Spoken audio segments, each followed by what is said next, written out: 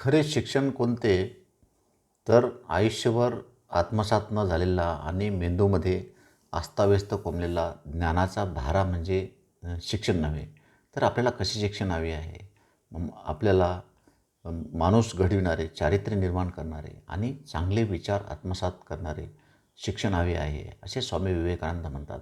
"यथा खर चंदन भारवाई भारस्य वेत्ता, न तू चंदनस्य." हे संस्कृत वचन काय सांगतात? तर गाढव चंदनाचं ओझं वाहणाऱ्या गाढवाला त्याचा भारच वाढत असतो. त्या चंदनाच्या गुणाचं त्याला महत्त्व कळत नसतं. म्हणून शिक्षण शिक्षण काय देऊ शकतं? तर राष्ट्रसंतांना शिक्षण कोणतं अपेक्षित आहे? तर राष्ट्रसंत तुकडोजी महाराज असं म्हणतात, की याच्यासाठी शिक्षण घेणे, की जीवन जगता यावे सुंदरपणे. म्हणजे सुंदर जीवन आपण केव्हा जगू शकू? की जेव्हा शिक्षण हे तुम्हाला चांगल्या विचाराकडे नेऊ शकेल आणि चांगले विचार ही चांगली कृतीकडे जर नेत असेल तर ते खरे शिक्षण.